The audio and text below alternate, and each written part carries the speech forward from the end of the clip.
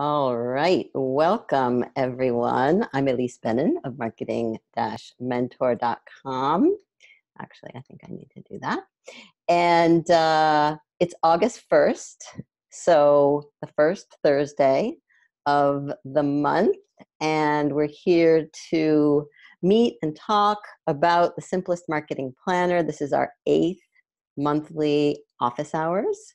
And there are lots of new people joining us, so I'm going to go over the planner, also because there are some updates and upgrades and improvements, the new improved planner. We made some extra space, we added a note section, so I'm going to walk through that for people who haven't looked at it very closely. Then I'm going to, I think I'll do it in this order. Then I'm going to talk about the target market of the month briefly, pets and animals, because I know so many people love pets and animals, and there's some good resources out there if that's the market you're interested in. And then I'm going to share with you some pieces of a targeted outreach campaign that one of my current clients is in the process of doing, because I think it's very interesting, it's very manageable, and you can do your own version too, as an example, right? So I'm just like to show excellent examples that you might be able to adapt for your own purposes. So with that said, let's start on the planner. So I'm going to turn off my video and share my screen. And move that. So you should be able to see my screen. And if you can't for some reason, please let me know. So this is the secret landing page for the Simplest Marketing Planner. And it also goes by the name of the bit.ly link, the how-to content link, which is right there in the upper right-hand corner of the first page of the planner. And I just want to show you what's on this page. If you ever have any questions about the planner or the resources, or you can't find the newest one, even though they're all pretty much alike, you can download them right here. All the past ones are right there. And then everything else is here. I am hosting 2 of the Get Your Marketing Done virtual co-working sessions tomorrow and Saturday. You can find details about those here if you want to. I think there's still space there. The office hours, that's what we're doing here. So all the details, the most up-to-date details will be right here, as well as the link, which you obviously have since you're here. And then I also post last month's video here. So that's from July, and it will soon go away when I post today's. But the rest of them, actually, you can also see all of them at this link right there. And then more information about coaching groups, small coaching groups, all the resources that go along with the plan. So what I mean by that is, let's look at the plan. So I'm going to walk you through, I'm going to try to do this briefly, an example of a plan that is in use. I like to show it in use because some people seem to be anxious about not filling everything out or not filling everything out properly. And the thing is, there is no right way. That's how I designed it. It's a container. It's a skeleton. It's something for you to adapt for your own purposes. It's not meant to be a contact management system. And as you notice, it's only 1 month's worth. And someone asked me the other day, what if I want to plan September or October or into next year?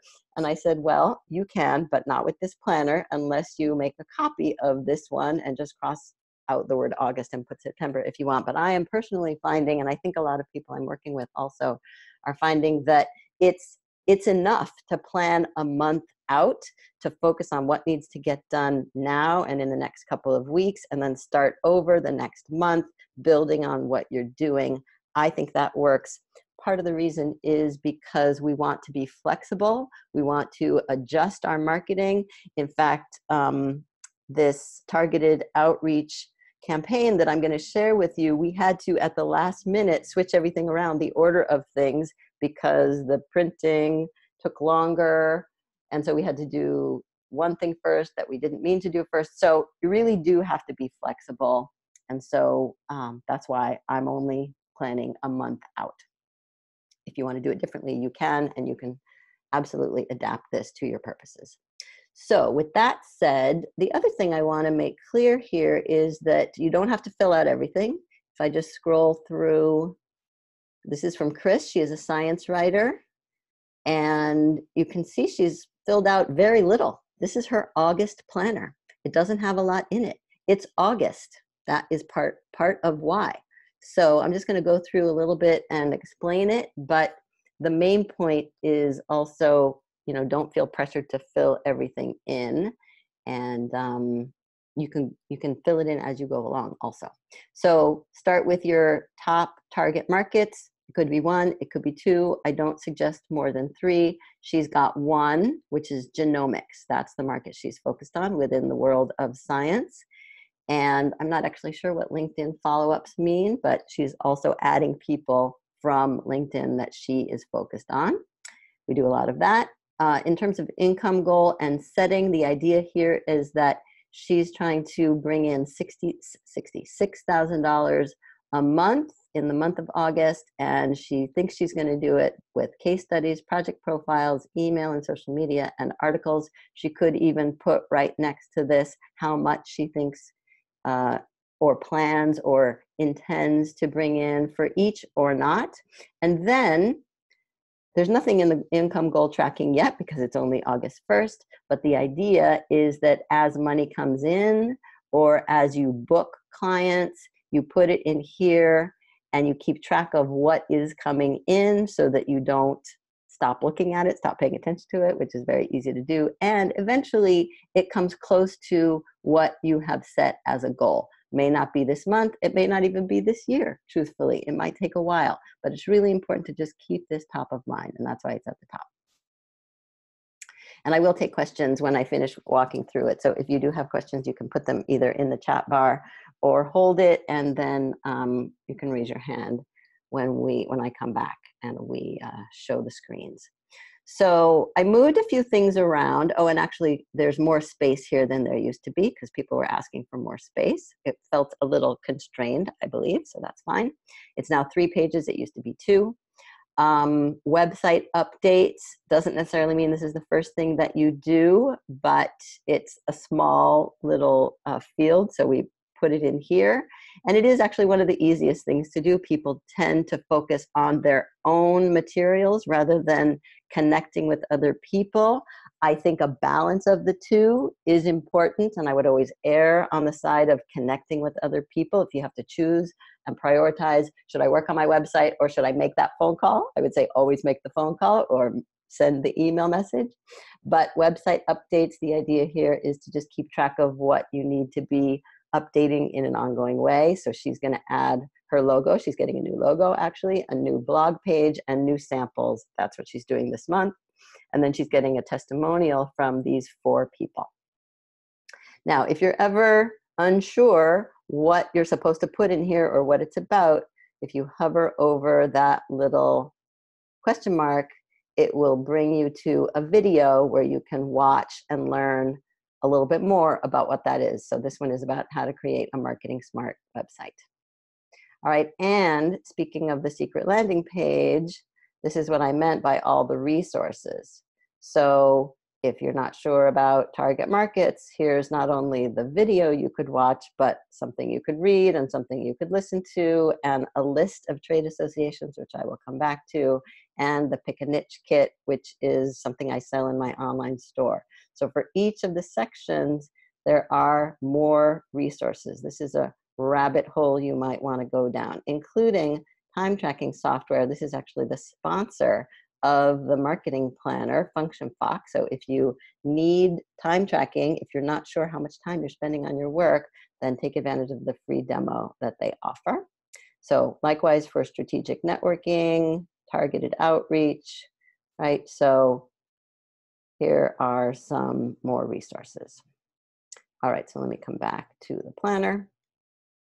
So the 3 tools I'm recommending in this planner are strategic networking, targeted outreach, and content marketing.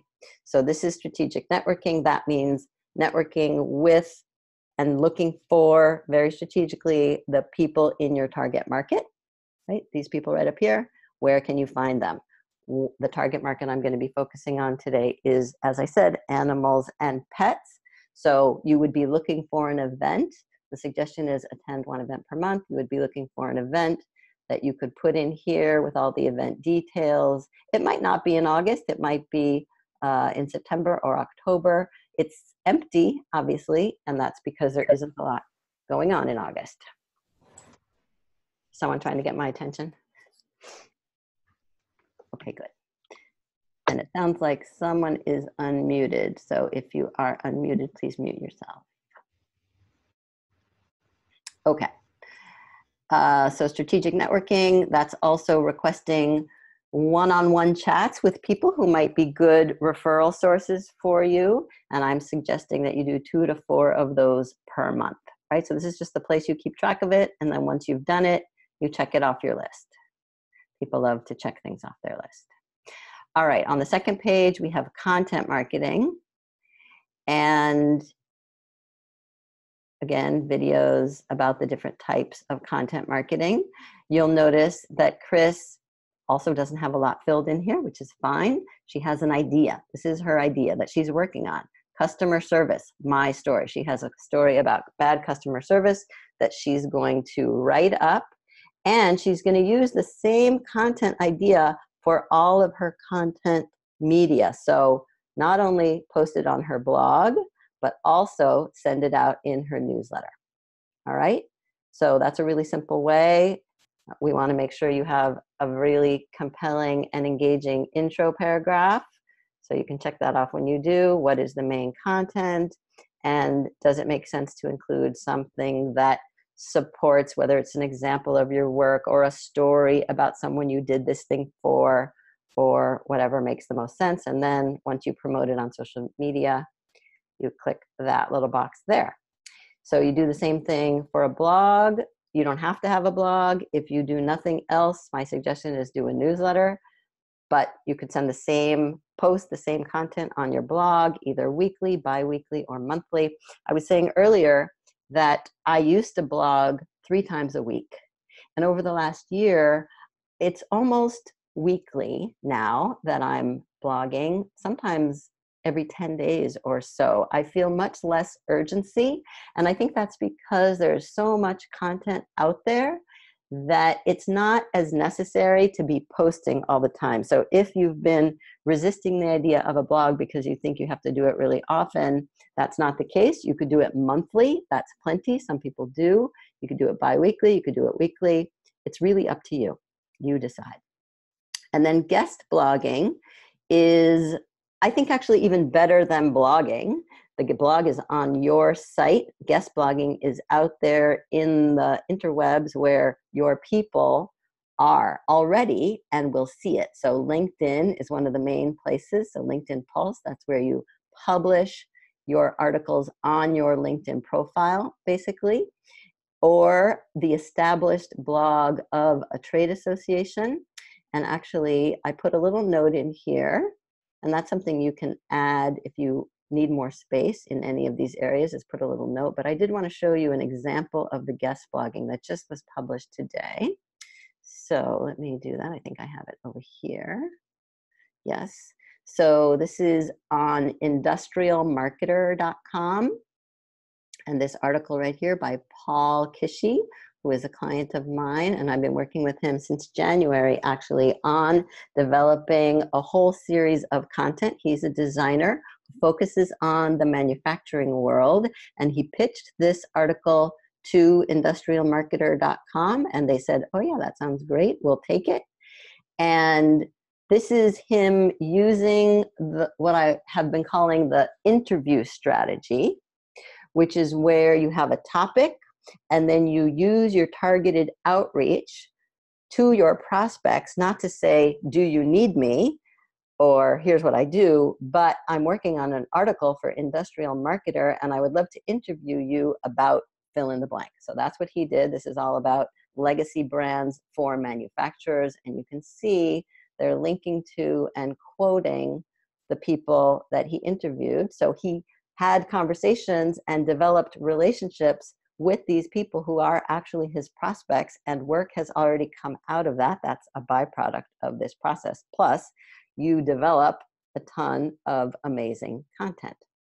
And it's posted, this is a guest blog, as I said, where it's posted on the site where the manufacturers already are with examples and a little byline bio with a link to his website, right? This is kind of the epitome of the kind of content marketing that I'm trying to share and teach people how to do. So again, if you have questions about that, I will take them shortly. All right, so let me come back to the planner. So that's guest blogging, right? But again, Chris is not doing any guest blogging right now, so that's empty, which is fine. And then on the third page, targeted outreach. So if you keep forgetting what the heck that is because you don't like it and you don't want to do it, then I suggest you watch that video, how to approach your best prospects. And there are two elements to targeted outreach. There's following up on people you meet during your strategic networking, whether it was this month and the event that was on this planner, or previous months, or maybe like Gigi, I happen to know, went to 3 networking events last week, so she's probably going to need more space for these networking follow-ups, which is fine. You could put it in here also, or use our brand new notes section. I think people are going to be happy about that, but I'll come back to that. But in terms of targeted outreach, we've got your networking follow-up. So these are actual prospects that you came across and talked to in your networking that you want to be sure to follow up with. The people who said, oh yeah, let's have coffee, that's for the networking section. The people who said, oh yeah, I think I need to talk to you, these people go here. Plus 5 to 10 of your best prospects per month. So these are people who don't know you yet. These are people who may be members of the trade association that you haven't quite joined yet, but think you probably should, because that's really where your best prospects are. And maybe you have access to their names through a LinkedIn group, or maybe it's posted in some format on the website of the trade association. But however you come across them or research them, you're going to put your 10 people in these sections here. You could add their contact information if that would make it easier. You could use a spreadsheet also if that makes it easier. And then once you've reached out to them, you put a little check in the box. And this is not where you keep track of all the notes about these people and the contact that you've had with them, or what you said in the email, or how you customized the email message that you sent. You can do that in a spreadsheet. I actually don't have a favorite contact management system, unfortunately, but a lot of people I know are working with HubSpot and seem to like it. But either way, this is just so you don't forget. That's my whole point. Like, we don't want you to forget. We know how easy it is to forget what you were doing, where you were in the process, and this is to help you remember. And the idea here is that every month you're going to reach out to 5 or 10 more prospects. Not necessarily more than that. You could do more than that, but 10 is plenty. All right, and then the wild card. So this is anything else that doesn't fit into the categories I've already described. You can put here videos, podcasts, guest on a podcast, more blog posts, whatever you want. And then this note-taking section, also to be used however you like. Maybe this is where you put the notes from the conversations with these people. Some people write it on an actual piece of paper or in a book that they're keeping. Totally up to you. All right, so I am going to stop sharing. I'm going to put my video back on, and I'm going to take questions if people have questions. So the best thing to do if you have a question, or maybe you want to tell a story, a short story about something you've done with the planner, or a question that you have about how to use the planner, we can do that now. And you can either turn your video on and wave at me. I'm not sure if I will see it. Or you can use the hand raising icon under the participants section if you hover over the bottom of the Zoom software. So I'll just pause for a moment to see if anyone has a question. or a comment.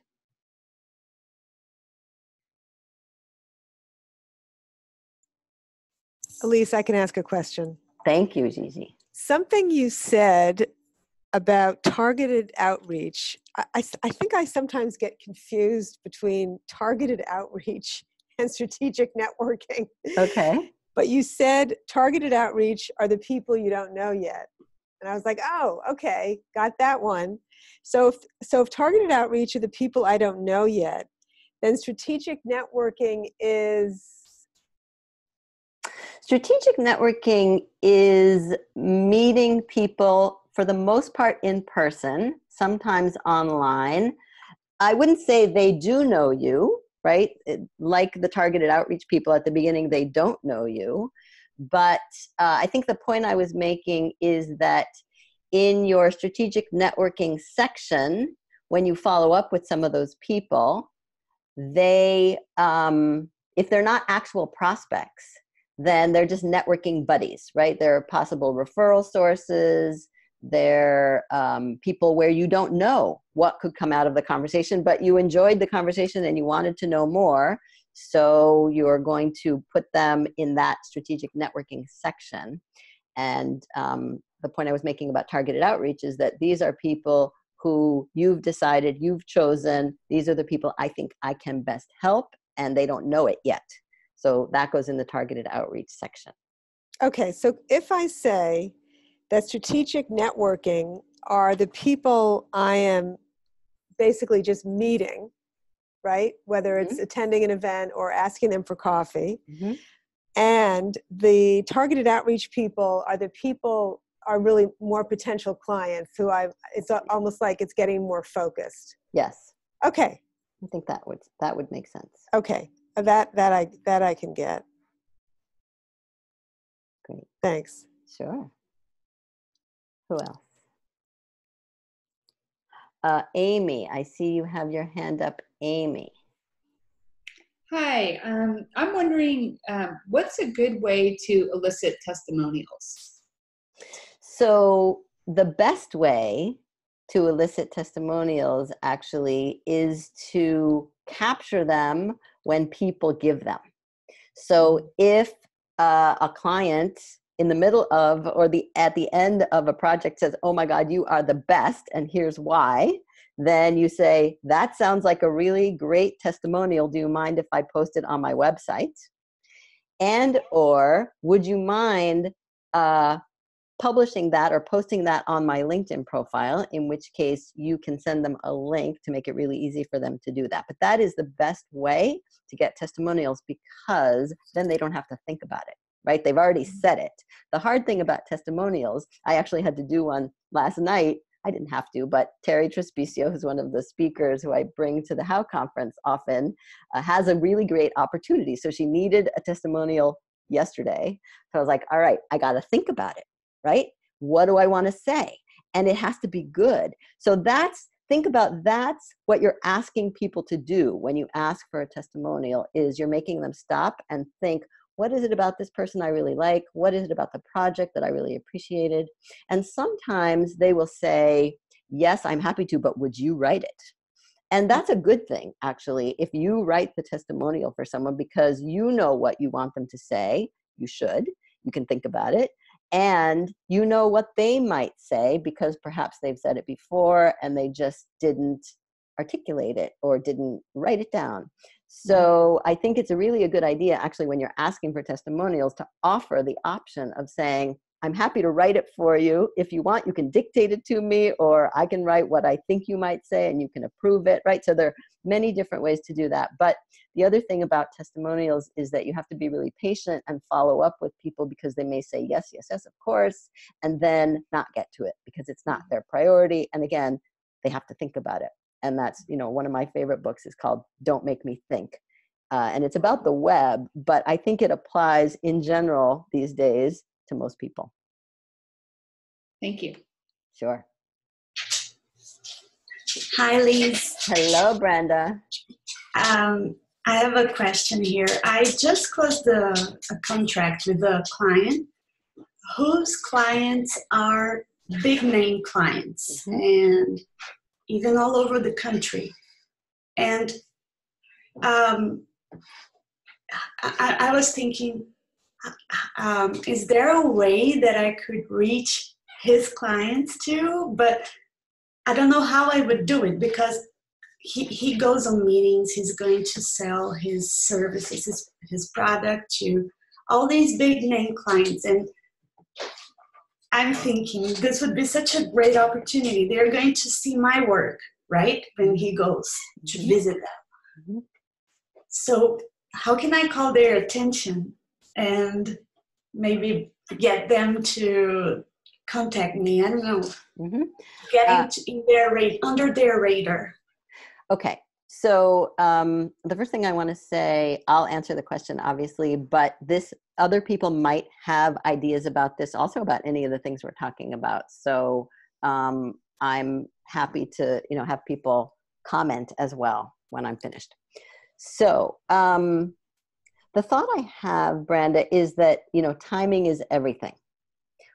I've said that, a million times, and I'll say it again. When it comes to marketing, timing is everything. So there's a difference between him making the connection for you, whether it's a live referral or passing some of your information, like on a piece of paper even, to them when he's visiting with them, or giving you the contact information so that you can reach out directly and use his name. I mean, those are all options that you can discuss with him.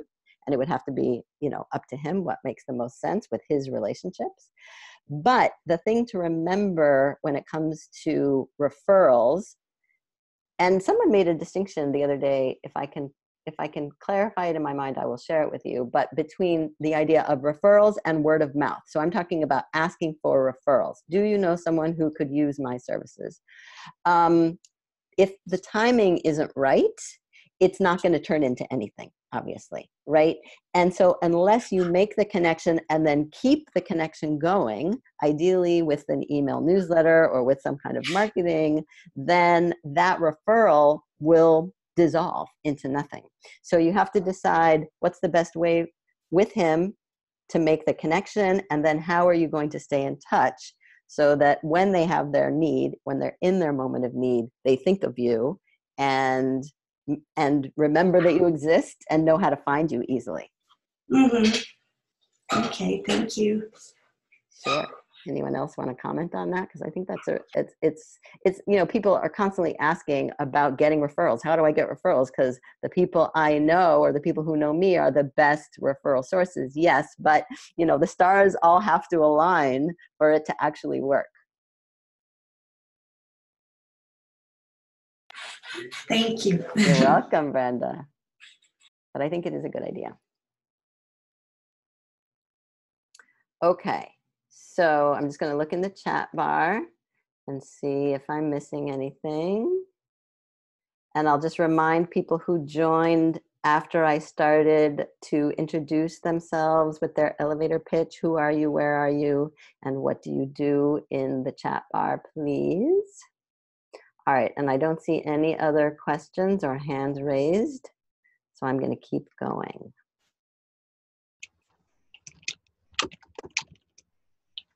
Right, Kay, are you trying to say something? No, I'm just introducing myself. Okay, all right, somehow you got unmuted, so I'm going to mute you. All right. Okay, so then let's move on to the target market of the month. I think we're doing okay time-wise here. So stop the video and share my screen. And close that. All right. So you should be able to see my screen. Let's move that down here. Okay, so again, we're starting on the secret landing page for the Simplest Marketing Planner, which is also sometimes known as the how-to content bit.ly link. And on here, I have a link under the target market section to the list of trade associations, which is a collection of trade associations organized by industry that I've just been building for, I don't know, maybe 10 years or so. So it's really long, as you can see over here, it's really long. And some of these links may be a little out of date because I don't keep it up to date. But when people find associations and they think it should be on my list, I add them. So feel free to do that whenever you come across something. Oh, but we're looking for animal and pet related. We don't have to go very far. So under that category, I have several different associations and events that you can check out, but I've chosen a few to share with you if you are interested in animal and pet related industries. So the first one is the World Pet Association, which is at worldpetassociation.org if you want to pull that up on your own. What I'm looking for when I look at an association's website is three things: a directory of members that may give me access to the people who are my prospects, events that I might be able to attend to meet those people for strategic networking, or even if I can't attend, the events have a wealth of information that I can use in my marketing. And I'm also looking for a way to provide and share my content with the people through the association's blog, if they have one, or other resource section. So here on the World Pet Association, under membership, if I'm looking for a directory of members, it looks like they don't make their directory public, which is fine. It's not great, but it's fine. It's normal, actually.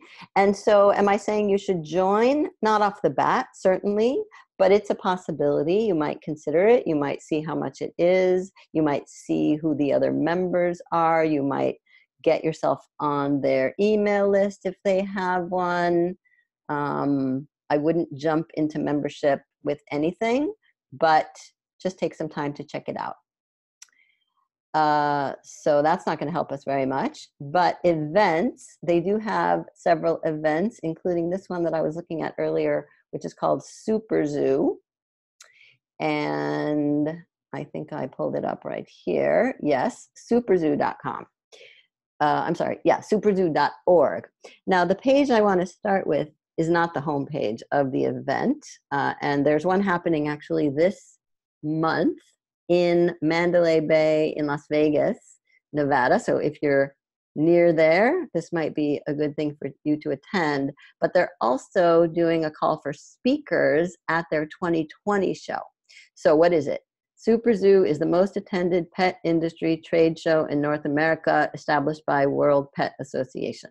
Who is the audience? Independent retailers within the pet grooming and service industries. So if those are your target market or a niche you are interested in and curious about exploring to see whether or not it's viable, then this might be the event for you. What we're looking for, so they're looking for speakers. Now this is, speaking at an event is, as you probably know, a more advanced content marketing strategy, but it is, in my opinion, one of the most effective marketing strategies. So if it's not something you feel comfortable or ready to do now, it could be something that you aim for and put as one of your goals, whether on the marketing plan or not. And of course, we have Gigi with us, who is a public speaking coach. So if you need help, there's always coaching. But the thing to be thinking about here is, are they looking for the topics that you could speak on? And you might say, oh, why would they want me? Or what do I have to offer? Those to me are not valid excuses. And as you develop your content, you will see exactly what you have to offer. But the thing to notice here is that they do have a section called marketing. And if you're a copywriter or a designer or a marketing consultant or a photographer or anything like that, then marketing is where you would fall. So if you wanted to speak at this event, that might be something to aim for. And you could just submit your proposal right there. All right, title of your presentation, description, key takeaways, brief bio, and headshot. So I'm not necessarily suggesting everyone jump on this, but I just want to show you what is possible when you're ready for it. The other thing I want to point out here on Super Zoo, so let's go to the home page. Look how cute, oh my God. They just know that people like me have weaknesses like that. So here, what do I want to show you? Okay, so if the exhibitors are your prospects, then this might be a good show, again, whether to attend or simply just to harvest the information from the website, right? Look at all this information. So what I'm interested in is an exhibitor list. Let's see, exhibitor list 2019. And here we have, who knows how many there are here. I think like 1,100 or 1,200 or something. So you'd want to sort it and search it in a certain way. But what you have access to is, let's just click on one of these, Tidy Dog, no, Two Dogs Design. What is that? So Freedom No Pull Harness and some really cool dog collars. I actually could use that. You have a website, you have a location, you don't have a lot of contact information, but it's the beginning of a research process, right? So you could pick 10, I'm suggesting 10 a month. On the planner, you could pick 10 of these companies, do a little research, and begin your targeted outreach toward them. Or, you could do a search. Let's look at the advanced search. You could do it by category. You could do it by country. The rest of these wouldn't really be all that helpful, except there's one thing, new exhibitors. I think that's what it was. You might be able to assume that either new exhibitors or new products are early companies, new companies that might be more in need of marketing help than more established companies. They may also not have great budgets, but if you're getting started, they may be really good practice prospects. So these are, it looks like, the new exhibitors, and you might be able to search within there. I think this site also has a section where you can see who the new products are, but I'm not going to take time to find it right now. So if that's of interest to you, do that. I'll show you one more thing. Let's do this one. So Association of Zoos and Aquariums, aza.org. And this also allows you to, remember, we're looking for a list of members and events you could attend or places where you could contribute your content. So they have, actually, the list of members, I believe, is down here. Oh, here they are, currently accredited zoos and aquariums. So this is just a list, but you can also find it geographically by zip code. And I believe there's a map there. So they make it kind of easy, right? So you'd have to build on this research, but it's a good place to start. All right. I'm going to leave it there with the target market. Does anyone have questions about target markets or this target market in particular before I move on?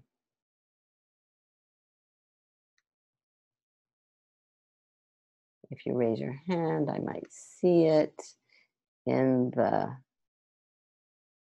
Quick question. Yes, who's that? This is Karina. Oh, hello.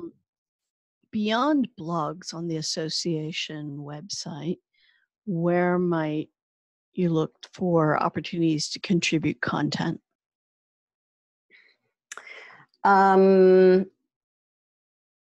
Well, the thought I'm having is about their LinkedIn group, because some of these associations also have LinkedIn groups.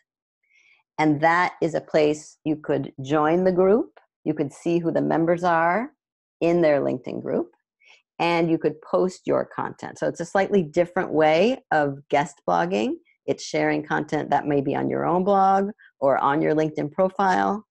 But otherwise, if they don't have a blog, maybe they have a newsletter that it would go out in.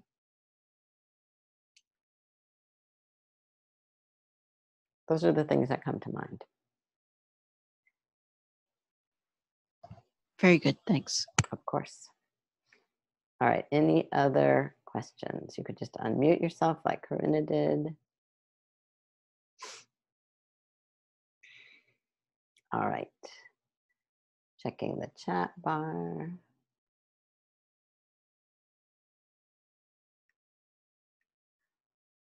Okay.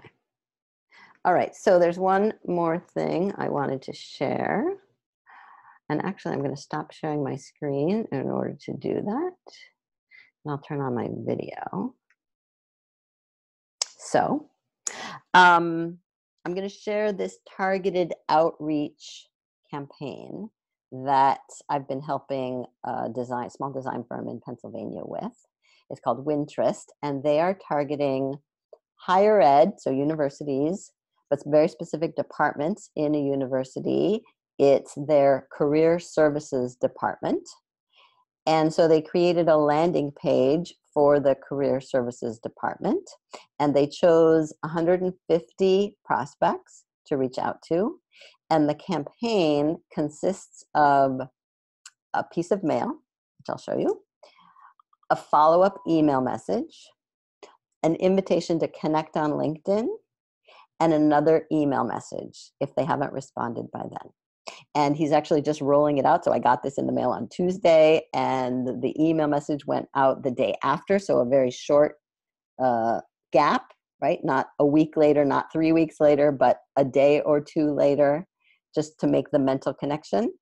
And also because the email says, did you get that shiny thing in the mail? And so the shiny thing is this, I don't know if you can tell, but the envelope is shiny and it's handwritten and it's a simple note card. And the whole theme of the campaign is to shine. And so you can see it's shiny there. And it says, you deserve to shine, a nice affirmative, whether it's personal or business message. And on the back, it says, we know the work you do is filled with passion, and sometimes your ideas get lost in the shuffle over other priorities. We'd love to help you shine. So the thing to notice about that little piece of text is it's not, here's what we do and can do for you. It's, here's what we know about what you do and what you struggle with. Here's what your pain points are. We'd love to help you shine. And then he wrote a little personal message. So it would be different for everyone. But again, these are people who don't know him. So it might just be, watch for my email message. I don't really know what he wrote there, but it doesn't matter. It's just a nice personal touch. That's what people value. And then find out how and then there's the landing page has its own URL, its own web address, and it's makeyourdepartmentshine.com, which you can go to. I'm not going to take time today to show it, but you can look at it, makeyourdepartmentshine.com, and you can see that it builds on the message in the direct mail piece, right? This is direct mail, and speaks to the needs of this particular market. It's just one landing page. And then a business card. That's all it is. And I'm showing this because you may have noticed that people don't send mail anymore. You don't get personal mail anymore. You just get junk. And so one really good way to stand out in the world, right, in the marketplace, is to introduce yourself with a piece of mail. And so here's one person who's doing that. I don't know what the results are so far. When he reached out to me earlier in the week, he said he was getting lots of opens, but hadn't heard back from anyone yet. And again, it's a 4-piece campaign. So we don't necessarily expect most of the 150 people to respond immediately. They're busy. It's all about timing, remember? So if they don't have a need, they might think, oh, this is kind of nice, put it down. Maybe it gets buried at the bottom of a pile somewhere, but when they uncover it, they might think, oh, okay, maybe I should go look at this website or call this person, or didn't I have an email message in my mailbox from this person? So that's the idea. That is targeted outreach. Very carefully selected, the people on that list to meet certain criteria, and that he's speaking to their pain points. All right, so we have about 10 minutes if we need them. And again, I want to open it up to questions about that or anything else I've shared, or not, or anything else.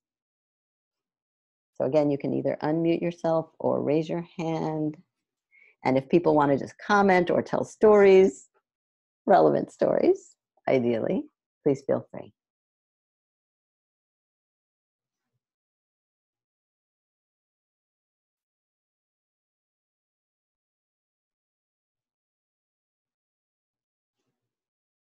Quiet bunch today. Is it late? Is it early? Is it hot?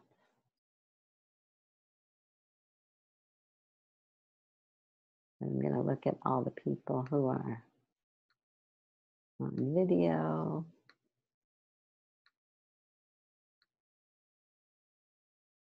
There's Milka. Okay.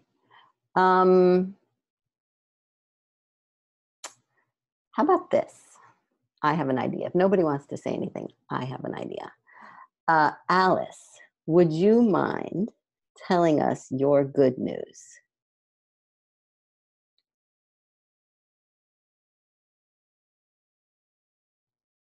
Do you want me to unmute you? Oh, there you go. I'm done. I'm muted. Yes, I have really good news. And tell people what you do and who you do it for first. I write for the pension industry. Okay. And based on my experience is working in the industry for a long time. And last spring, the end of April, I went to a pension conference in San Diego, sponsored by a national organization. So strategic networking. Pardon? Strategic networking. I did some networking, yes, and attended the session. They had a whole track on businesses, running your business. So I attended some of those, and they had 2 sessions on marketing. So I got the slide handouts, and when I came back, I wrote an article based on those 2 presentations and submitted it to the organization. They liked it. They put it in their blog, and I thanked them and said, I'd be happy to write for you again. The next thing I know, I'm getting an email from the editor of the business side of the organization, wanting to know if I'd be a contributor to their monthly newsletter. So I just sent in my first article. Awesome. And I'm just really thrilled. It's good exposure. Wonderful opportunity. And I want to thank Elise for the idea of getting that article to them instead of putting it on LinkedIn. So just to add to what Alice is saying, let me just bring my video back here. This organization, so she went to the event. She went from Texas, where she lives, to California, right? It was in California? Yes. And so spent money to stay, made the investment in working with me to prepare her for that event, and went to the event, met some people, came back, created content from the event. That's Alice's dog. And so I said, well, why don't you offer that content to the people? Because these organizations are desperate for content. That's the lesson, really, in my mind, is these organizations desperately need content. And so even if you're not a writer, right, you could take notes and hire a writer to write something for you, because they are so in need of content that they will give you this exposure. And I myself was surprised by this coup for Alice of being, after just the first article, a monthly columnist. I mean, there are no clients that have come out of it, right, yet. It's still very early for that. No, I don't have any clients, and I don't know that I'm going to be a monthly contributor, every month contributor, but I'm going to be a regular, I think, contributor. I don't have any clients yet, but I would think I would get some. Yes, and we'll figure out. Bio blurb on the bottom of the article. That's right. Right. So it's just about kind of seeding, right? Laying the foundation of getting your content in front of the people who are in a position to value what you do, yes, and hire you in their moment of need. That is how content marketing works. So the newsletter goes to the business owners who are my target market. Exactly. So congratulations, Alice. I am thrilled for you. I'm thrilled too. Amy, I see you unmuted yourself. Did you want to say something? Yeah. So I wrote an article for a local publication. Is it okay to take that same article and send it to other publications, even though it was really intended for that one? Well, did they pay you? No. And did you sign any agreement that says they own the rights to it? Well, I didn't. Perhaps the group that I'm working with did, so I'll follow up with that and find out. Okay, so my answer, I need to know the answer to those questions before I answer you. And my answer is, if you own the content, then you can do whatever you want to with it. If you don't own the content, what I would do is just adapt it, right? Add something, change something, add an example, update it. You know, there's so many ways to turn it into a different piece of content. Mm-hmm. So that might be just the easiest thing to do. Thank you. You're welcome. Elise, I have a question. Yes, Kay. I went to a conference on voice technology in Newark last week, and I went on a media pass. And as a result, I had the opportunity to interview people, and I actually have access to a lot of the speakers. And I've been interviewing people. I've been creating podcast interviews. But I said I'd put it on my website, but I'd like to put it in a place that maybe it gets a little more exposure. Do you have any ideas on that? I don't know the industry. So, I mean, you have to research the industry, or you have to know the industry, but, you know, is there a trade association? Is there a blog associated with the event? Do they have a LinkedIn group? Those kinds of things is what I would look into. All righty. Thank you. Yeah. Now we have time probably for one more question or comment. Anyone? Actually, while we're waiting, let me look to see what the date for next month is. Okay, so let me come back here. Thank you, everyone, for joining me today and for participating.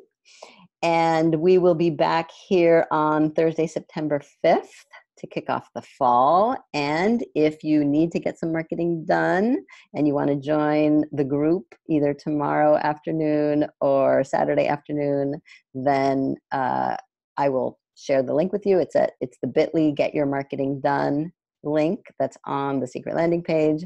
But that's a really fun 3.5-hour block of time to actually get a chunk of work done. So again, thank you. I hope to see you there or some other place or time. And keep me posted on how things are going. If you have good news to share, we can share it in the next month also. All right? Bye.